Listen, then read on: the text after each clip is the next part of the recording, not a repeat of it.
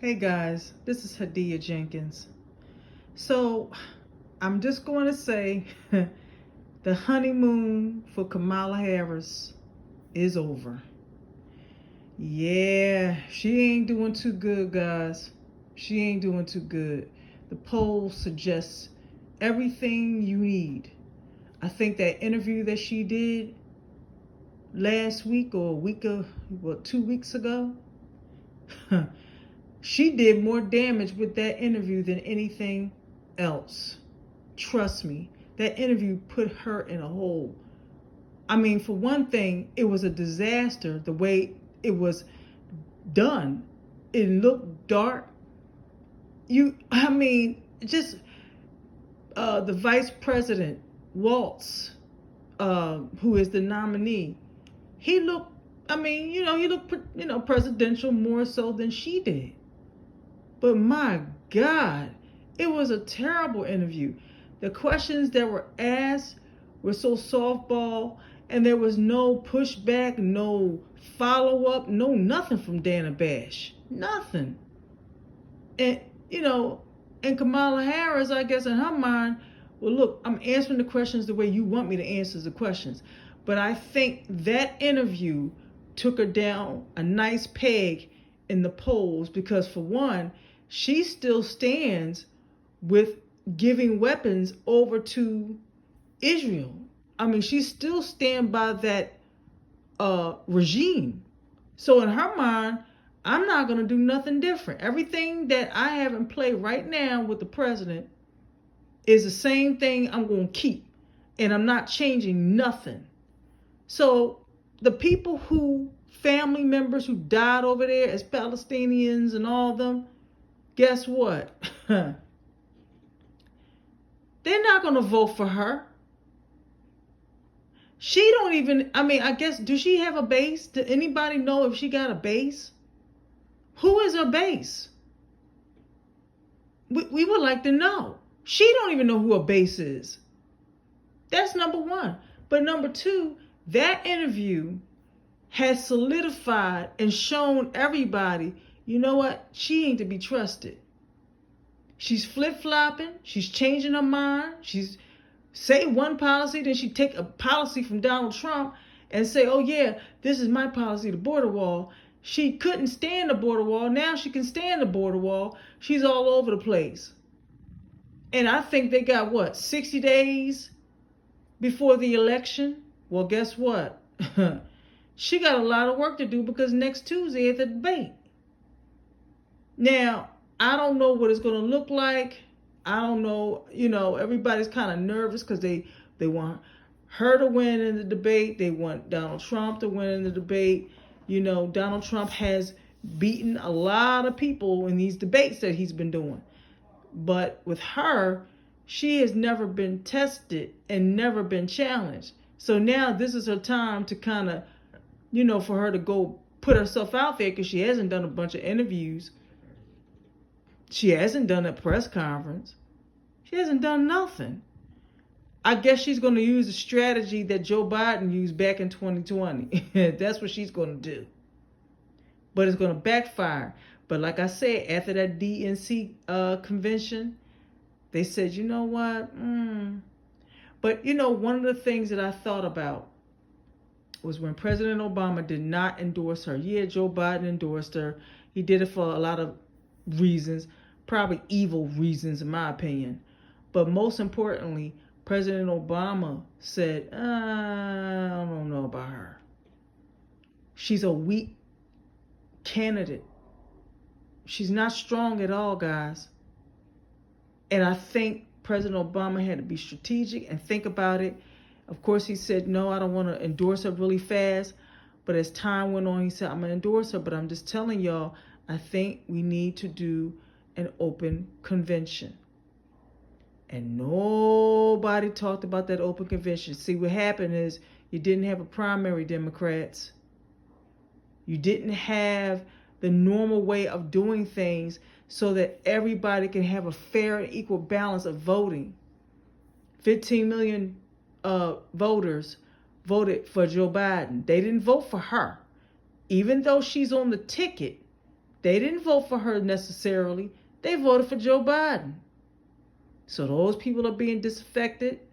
Then you're talking about a base of black people who's saying, this woman is saying to everybody, you think I'm just going to do anything for black people? No. So them people they're not going to forget what she did. She did bills for everybody else, signed legislation for everybody else, didn't do the things that the black people had asked for back in 2020. You know, the George Floyd bill and the John Lewis Act, and it was another bill that she talked about. I can't remember, guys. You gotta tell me what it is. But all to say this, she did not do exactly what we wanted her to do. She did a bunch of scripted speeches, going to Selma and all these places, and laughing and caca and kiki with Steve Harvey. And we got a conversation about reparations. We're going to talk about reparations, but really in reality, you need to do a study and a committee and all this stuff. So people, you're wasting people's time. Then she's on this interview and she's sitting there talking about she don't want to talk about blackness all of a sudden. This was something that should have been monumental. Dana Bash asked her, or really, talk to her and see how she felt about the fact that you had the former president say she's turned black when it's political. She couldn't even answer that question. If you are black, you say, I'm black. Next question. But instead she says, same old mess. Next question. What black woman or black man would sit there, unless there's something psychologically wrong with them, would sit there and say, next question? Are you out your damn mind? No, you answer the question correctly if you're a black woman, or hell, if you're black. You say, I'm black, I don't want to talk about it no more, I'll see his ass at the debate next week. That's what you say. She said she was a prosecutor. She said she tried cases and stuff like this and saying this and saying that. But she don't know how to put nothing together, no sentences together when you get in front of people. Everything changed. But, oh yeah, I'm a prosecutor. I changed, I do this, I do that. But she don't demonstrate. She's like Joe Biden. They say, yeah, he run around in circles around me when I get stuff done. Joe Biden is the fastest and he's the smartest and the most intelligent. Then when you put his ass in front of something, he fall like a daggone towel. A paper one at that. These people are hilarious. But this woman could not say if she was black. This woman didn't have any policies, nothing to talk about, nothing to run. Then she goes into these rallies and do these acting and these demonstrations like she's at a show, speaking in languages that, Southern accents and all this. I'm like, what the hell is wrong with this woman? Who are you trying to be? What's your story? She said, you better think about a da-da-da. You better think about a da-da-da. Remember? Just crazy talk. I call her fake and cringe. That's what I call her. All to say this. The honeymoon is over, guys. The honeymoon is over. She is not a strong candidate. I don't think she is able to beat Donald Trump. He has a base. You got a lot of black people that are now climbing on the Donald Trump train. You got an issue with the illegals. You got an issue with wars being funded by America. You got a whole slew. And I think Donald Trump might say, you know what, Ukraine, we gave you enough money. We're done. We're giving all this money out. We need to get back to America first. See, that's what Donald Trump is going to do. I'm not voting for Donald Trump, but I do know that Donald Trump is going to do those things because he said he was going to do those things. But Kamala Harris ain't said nothing about not doing those things. She's been real quiet and silent. And that's a damning sign when you got somebody running for president who's running from the press and running from Americans, and you can't give them an answer. Matter of fact, she never even did a town hall. She won't do a town hall. She don't do a bunch of interviews. She don't do press conferences. I don't know what the hell she do. But what I do know is she ain't going to get up in that White House. She ain't going to do it. She's already in there and she can't get nothing done. She's talking about the migrant situation. But guess what? You haven't did nothing 3 years. The whole time you open up the border, you open the border up. And they're going to blame Donald Trump. He ain't in office. You are.